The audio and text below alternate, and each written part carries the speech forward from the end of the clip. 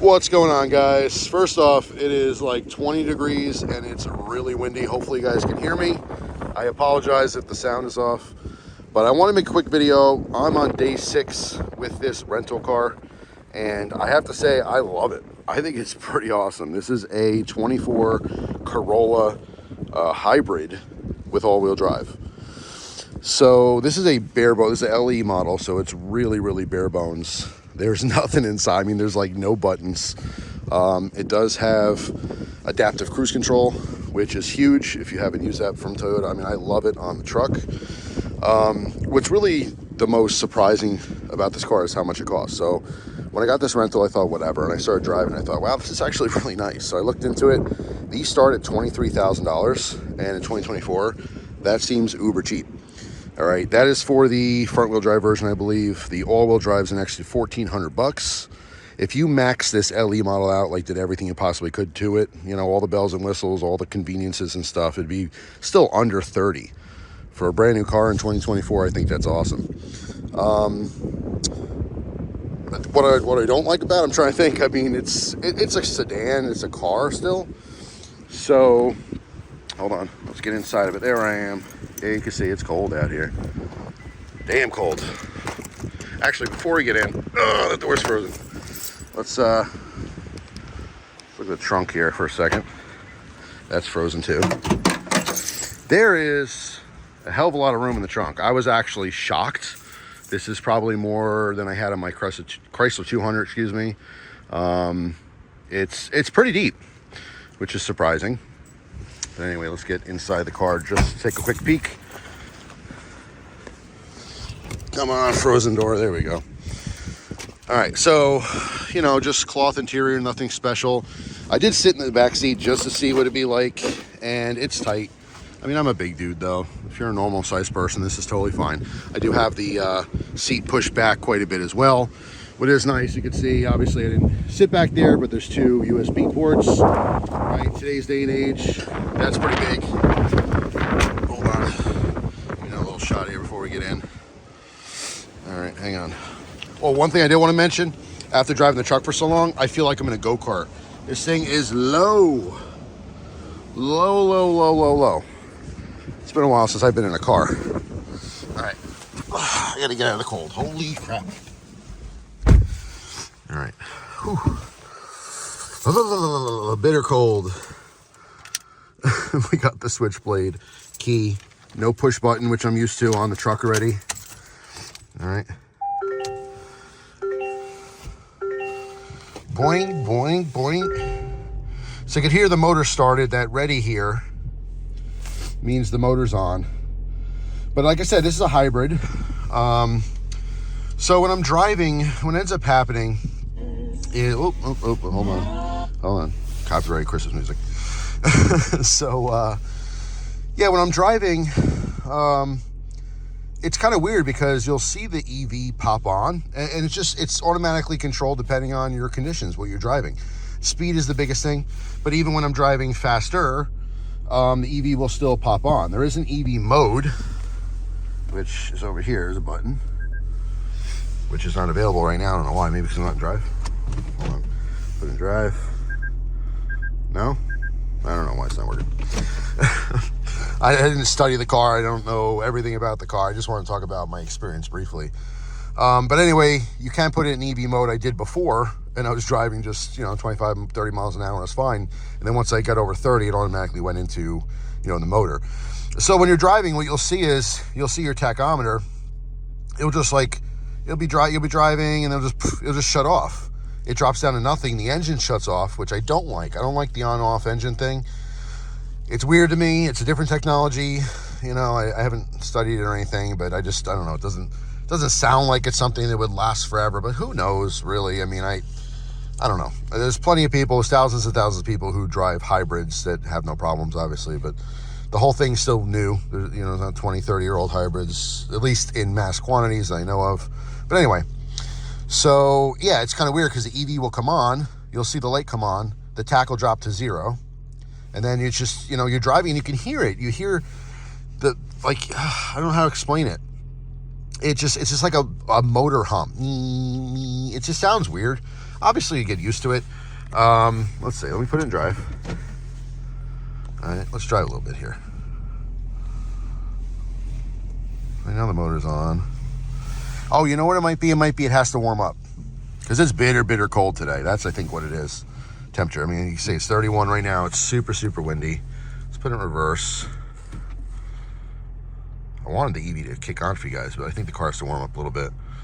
But anyway, whatever. Let's put it in park while I'm talking here. And actually, I'll put the heat up because I'm freezing. So again, very simple here. Put up to 75. All right. So yeah, I mean, the car's been fantastic. It's roomier than I thought. I mean, again, I'm a big dude. It's a small car. I have at least, I want to say 2 inches, 1.5 inches, 2 inches, something like that of headroom. I am 5'11". I thought it was 6 foot my whole life. I think I told this story. My wife said one day, I was like, hey, let's bring out a tape measure and see how tall you are. I'm like, well, I'm 6 foot. I'm 6 foot with sneakers, but without sneakers, I'm 5'11". So to give you an idea, if you're 6'1", you know, I think you might skate away. If you're 6'2", your head's rubbing, which is obviously no good. Like I said, this is bare bones. There's not much to it. I mean, there's not a bunch of buttons or anything. The infotainment center's fine. I'm used to this by now, you know, so if you have a car that doesn't have one, if you have an older car, that's something weird and new. But, you know, you still have regular controls on this. It was raining a lot the last 2 or 3 days, so I've been using the wipers a lot. And at first I was a little surprised because there's an intermittent mode, but there's no intermittent adjustments. Like so many cars I've been in the last 10 years, you know, once you put on intermittent, you can adjust the speed, right? But it's not. It's just really fast, not so fast, and then intermittent, which is like every 10 seconds or 5 seconds or something like that. So yeah, I mean, like I said, this is pretty bare bones. If you guys watching have an LE, you know, you can let people know in the comment section some other upgrades or options that you opted for, but it is really basic. The parking brake is automatic, which is nice. You don't have to take it, and once you put it in drive, it automatically comes out. So the parking brake light's on there. You do have a parking brake hold. I mean, little tiny glove box or center console. Not much going on. Glove box. I didn't even go in here. Just a manual. I mean, you know, it's a really basic car. There's actually, what is that? USB-C, which is nice. You know, it's funny because, like, I can't really do it now, but in the future, I love, because I want to keep my truck forever. I really do. But I want a commuter car, you know, and the problem is, like, I would buy this used for cheap. I mean, if I can get this for $10K with, like, I don't know, 50,000 miles on it, 60,000 miles, like something around there. I don't have 10,000. I'm just saying in the future, this is just great. Like, I could deal with a bare bones car just to get back and forth to work, especially, you know, if you're working farther, to save on gas. That was the biggest thing with this being a hybrid. I'm averaging, and actually dropped down, I was averaging 47 miles per gallon, which to me is insane since, you know, I'm used to the truck. And the truck gets anywhere from 17 to 19. If I'm a really good boy and I'm driving, you know, with a lot of cruise and highway, I can get 21 in the truck.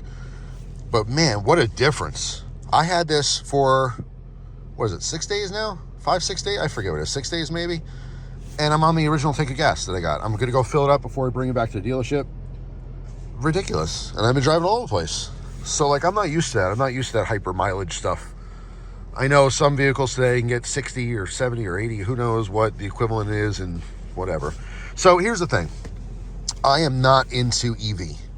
It's not because I don't like the idea of driving around in an RC car.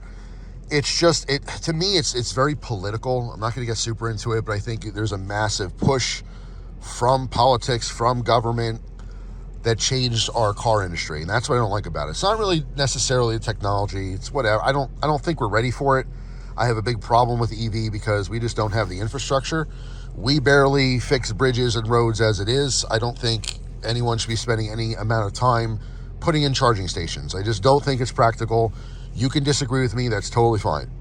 However, since the beginning, since I've been hating on, I'm a big EV hater, but I've always said hybrids are okay. Hybrids are something to look into. I don't think we should take away from just a traditional combustion engine. I think those vehicles should be the majority, predominant vehicles in America for now until we can advance technology. However, I'm all for for hybrid vehicles because I love the idea of getting better gas mileage. I don't care about pollution or any of that kind of stuff. It's literally the common American, how can they afford to get around cheaper? And hybrid might be the answer. My problem, or I guess my worry or concern with hybrid is obviously the cost of maintenance. And I don't have that experience personally. Maybe in the future, like I wouldn't be opposed to buying a hybrid vehicle. But like I said, it wouldn't be my main vehicle. I just like an old school truck with a combustion engine now. And even though, you know, I love my Toyota and stuff, if I don't have that truck, I think I always have a truck. Like I'm a truck guy now. Right? I didn't think I would use the bed as much as I do. I use it all the time. It's ridiculous. I mean, obviously we have crazy winters up here. The all-wheel drive for this car would be a must if I got a car like this. Like when I first started driving around, I was thinking like, damn, maybe I can sell the truck and get one of these. So that, you know, I can get, I mean, the truck's worth a lot more than, you know, what I owe on the loan. So I would just, you know, they would buy the truck from me. I'd get money to put down on one of these. And I'd probably owe, mathematically, I don't know, around 15. If I got one of these loaded, I'd probably owe 15 grand. You know, right now I think I owe 30 on the truck still. I mean, I would cut my car note in half. But getting rid of the truck it's a very tough decision because it's obviously more capable in the wintertime. It's, you know, the truck bed is more capable. Also, you know, an accident. I was thinking about it. If I get into an accident in this vehicle, I don't think it would end as well as if I got hit, you know, in an accident with the truck. That's always a concern as well. I mean, I'm very low and you know, it's different when you're on the highway with this car. After being in the truck for so long, it's so different. But you know, there's pros and cons to everything. But anyway, I kind of wanted to just talk about the car in general. Like, I'm just really impressed. That's all I'm saying. This is my first hybrid that I've had some serious experience with. So, you know, just happen to have had to drive a lot since I've had this rental, and I dig it. It's very, very zippy. It's quick to like 40 miles an hour. The combustion engine, it's a small motor in this car, of course, but it's just really, it's quick. That motor is fast. It's immediate responsiveness, excuse me. So, you know, obviously the Tesla, people watch it, you know, driving around the Plaid and stuff. Yeah, I get it. It's fine. Super fast. It's just weird to me still, but this thing bogs down on the highway. I will say that. So, like, if you want to go 0 to 40, like you're pulling out of a side street, you can go. You can get out of there quick. It's zippy. And it's fun to drive. It's actually very sporty. But once you hit like 40, 50, when you're in the highway, if you want to go from 50 to 75, it's a dog. I mean, I literally am flooring the car and waiting to pass like a tractor trailer. So that would be concerning if you did a lot of highway driving, to me anyway. I mean, you could throw a cruise on and just sit back, give yourself an extra half hour to get somewhere and not worry about it, you know? But yeah, I mean, it's not a powerhouse or anything, but it is super zippy and fun around town. I'll say that for sure. I've definitely been, you know, zipping around. And I could probably get better gas mileage if I was driving nice, but I'm not. It's a rental, so of course I'm seeing what it can do and having fun. But yeah, I mean, it's slow in the higher speeds for sure on the top end. Yeah, that's pretty much it. I'm going to return it to the dealership. Very excited to get the truck back. It is fixed. I'll talk about that in a separate video. But I'm very sad because I've been enjoying this little Toyota Corolla. Very cool little car. So yeah, that's it. I just wanted to share my experience with it. If you're in the car market, you just want something cheap, it's really not a bad car. I have to say, I'm very impressed. I've been in multiple Corollas before, and they're always just whatever. And this car, I mean, to most people, probably just be whatever, just like that. But I mean, in today's economy, you want to get into something cheap. If you got kids that are getting into their first car, but you want something that's new, really consider this. I think this is fantastic. I would absolutely buy this in a heartbeat in certain circumstances. I'll put it that way. But I am into the car. And who knows, maybe I'll have one in the future. We'll see. But for now, I do miss and love my truck. So I'm going to go get that right now. That's it. Thanks for watching. Hope you guys have a wonderful day. Well, let's see. Hold on. Before I go, is it warmed up? Yes, it is. There we go. So let me shut the heat off for a second. Oh, nope. Nope. Nope. Shut off. Off. Okay. Let's roll the window down, even though it's friggin' freezing. So the car's on. It's electric. Okay, let's, oh, duh, let's put it in drive. Whoop, okay. Here we go. The electric experience.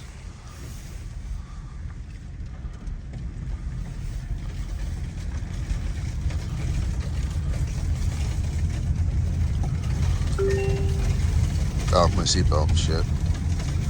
All right, hang on. Put you down for a second. Gotta drive safe, right? It lets you know your seatbelt's off for sure. Okay, all right. If you wait too long, it just self-destructs. Okay, so we're back on the road. So EV mode, I'm using no gas. I mean, that's still new to me, that concept. I know you guys are, most of you watching are probably used to that. A lot of electric vehicles on the road, a lot of hybrids. But to me, that's pretty amazing. I'm assuming if you ran out of gas completely, you can put it in this kind of EV limp mode and just kind of crawl back to a gas station. That might be nice for anyone who runs on low all the time or runs on E. But yeah, and if you get in on it, I'm on a hill, but if you get in on it, the motor kicks on and that's it. So yeah, you can get going fast. But anyway, that's it. All right, thanks for watching. Hope you guys have a fantastic day, and I'll see you later with a brand new video. All right, I'm back for a second. I'm thoroughly confused. So I'm at the gas station, as you can see here, and I just filled it, but I thought like this would have maybe a 12 or 13 gallon tank, and it took 7 gallons and stopped. So I'm like, okay, something's wrong. I tried again. I must have tried 4 or 5 times. It just, the nozzle kept shutting off like it was full. Okay, so I get in, start the car. It shows it's filled, and I have 402 miles to go on gas anyway. That's not including the electric. So it was $27 for 7 or 8 gallons, let's say. So it's an 8-gallon tank. Good Lord. I mean, I had, I think 62 miles to go or something. It was like below a quarter, but barely. I don't know, I'm just confused. Again, I'm so used to the truck. Even before the truck, you know, back when I had the RAV was more of a normal size tank. My Chrysler 200 had an 18.5 gallon tank, so that was crazy. That got 400 miles too. But it wasn't, you know, a hybrid or anything, so I wasn't getting crazy miles. I think I was getting 23 miles a gallon, that maybe 24 miles a gallon if I drove nicely. Oh, see that? The engine just kicked on. So yeah, that's okay. I mean, I'm not complaining, but it's a little surprising. I have to actually look that up and see how big the tank is, because it must be like I don't know, a 9 or 10 gallon tank. It's just so small. So yeah, just another reminder that there would be quite a savings on gas if you, at least if you commuted a decent amount. So anyway, that's it. I'm on my way back to return the vehicle. It's fun. Like I said, it really is a fun car to drive. I don't know if I mentioned it before. Like I said, I'm a big dude. I have headroom. It's fine. I think I talked about that. But like I feel just a little cramped in here. The seats are bucket seats, and they really hold on to like your back. Like it really is like a bucket seat. And it feels good if I was like 50 pounds smaller, I would imagine. Right now, it just feels a little cramped. But I could sit in this car for 5-6 hours for a trip. It's fine. I definitely have to get out a few times to stretch, you know. But it's not like I couldn't do it. So yeah, I'm just thoroughly impressed. I can't say that enough. How about that? So the all-wheel drive is the factor here. If it was just a front-wheel drive car, obviously you can compare that to some other cheaper options. The fact that they're offering all-wheel drive for $1,400, that's a really big deal, because if you throw decent tires on here, you can get around in a lot, like most snow situations. Ice is ice. It doesn't matter if you're driving a tank, you know, or 4 doors. An ice situation, it's going to suck, and you have to be a good driver regardless of whatever you're driving. But to have the capability in snowy situations, back to EV for some reason. Yeah, I mean, this could do it for sure. So anyway, that's it. Thanks for watching. Hope you guys have a fantastic day. I will see you tomorrow with a brand new video. Take care.